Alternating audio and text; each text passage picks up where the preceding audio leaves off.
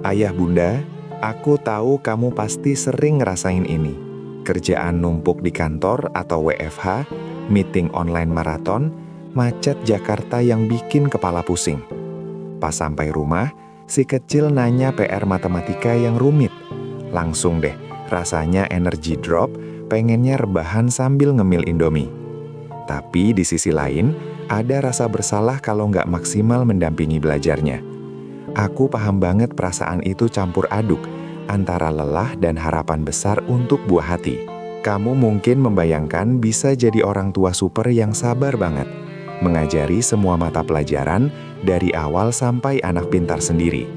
Tapi kenyataannya, baru 2 menit jelasin kamu udah kehabisan stok sabar. Atau baru ingat PR anak pas udah larut malam setelah seharian jadi driver Gojek keliling kota. Atau kamu sendiri merasa nggak pinter-pinter banget. Ini bukan salah kamu. Realitanya memang tidak selalu seindah teori di buku parenting.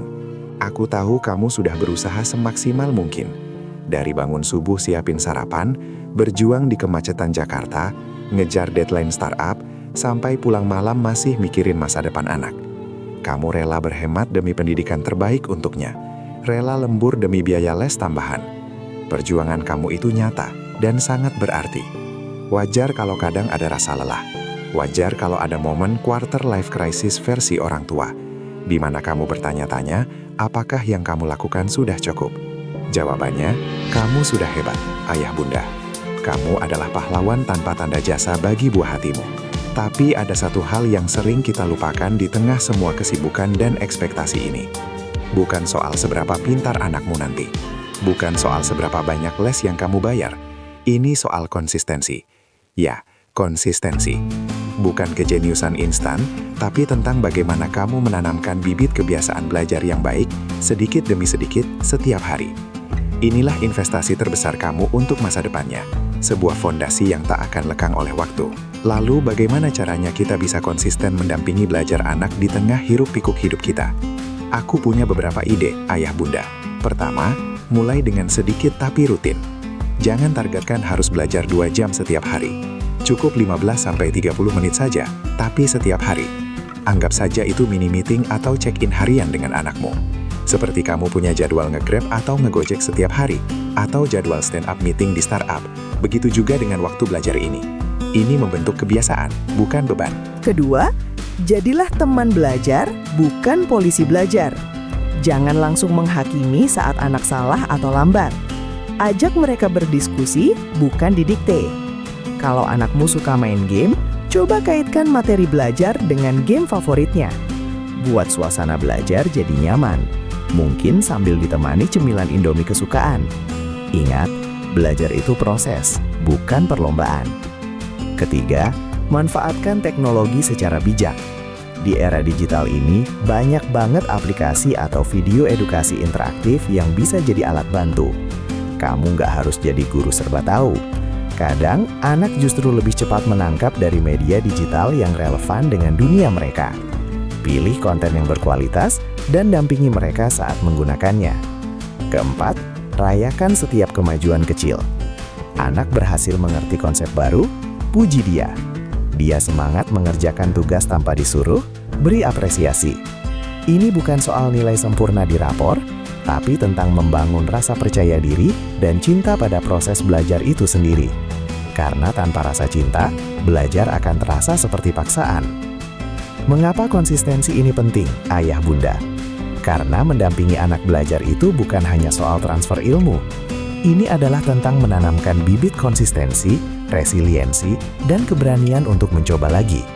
Bayangkan, hidup anak-anak kita nanti akan penuh tantangan. Mungkin mereka akan berkarir di startup yang serba cepat, membangun bisnis sendiri, atau menghadapi macet dan tekanan hidup di kota besar seperti Jakarta. Kemampuan untuk bertahan, tidak mudah menyerah saat kesulitan, itulah modal utama mereka. Dan itu semua dimulai dari kebiasaan-kebiasaan kecil yang kamu tanamkan sekarang. Aku sering dengar teman-teman sebayaku cerita, pas dulu mereka kuliah atau mulai kerja, yang paling membantu mereka bukan sekadar nilai tinggi, tapi justru kebiasaan belajar mandiri, mencari solusi, dan gak gampang menyerah saat menemui kesulitan. Itu adalah soft skill yang jauh lebih berharga.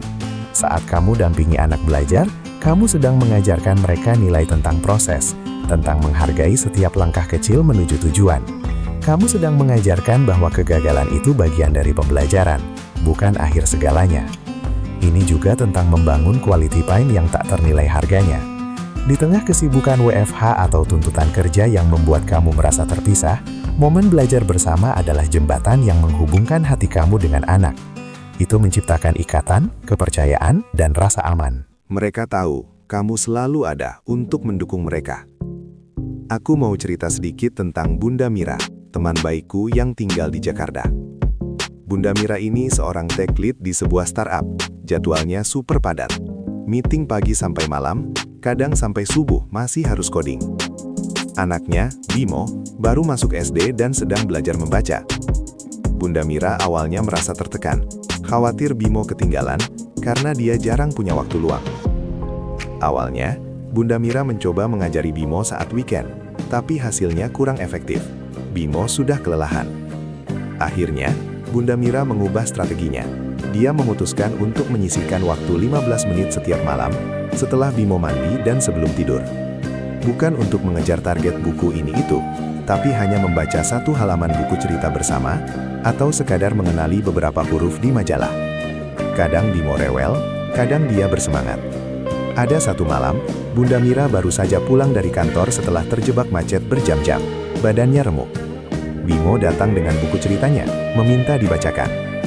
Dengan sisa tenaga, Bunda Mira tetap mencoba. Malam itu entah bagaimana, Bimo tiba-tiba bisa mengenali beberapa kata yang sebelumnya selalu salah. Mata Bunda Mira berkaca-kaca. Bukan karena Bimo jadi jenius semalam, tapi karena dia melihat hasil dari konsistensinya. Meski hanya sedikit setiap hari. Itu adalah momen keajaiban kecil. Dari situ, Bunda Mira sadar, kuncinya bukan pada durasi, tapi pada kehadiran. Kehadiran fisik dan mental, meskipun hanya sebentar. Bimo perlahan tapi pasti semakin lancar membaca. Bukan karena dipaksa, tapi karena dia menikmati momen kebersamaan itu. Konsistensi kecil Bunda Mira menumbuhkan resilience pada Bimo, dan juga pada dirinya sendiri. Ayah Bunda. Setelah mendengar cerita Bunda Mira, aku ingin kamu merenungkan ini. Bukan berarti kamu harus jadi sempurna. Tidak ada orang tua yang sempurna kok. Kita semua sama-sama belajar dan berjuang setiap harinya. Tapi aku ingin kamu mulai bertanya pada diri sendiri. Langkah kecil apa yang bisa aku lakukan hari ini untuk menumbuhkan kebiasaan belajar pada anakku? Mungkin hanya 10 menit setelah makan malam, atau 5 menit sebelum tidur. Jadikan itu ritual kecil yang spesial antara kamu dan dia. Ingat, perjalanan 1000 mil dimulai dengan satu langkah kecil. Jangan bandingkan anakmu dengan anak-anak jenius di sosial media. Setiap anak punya kecepatannya sendiri. Fokuslah pada kemajuan buah hatimu sendiri. Fokuslah pada ikatan yang kamu bangun dengannya.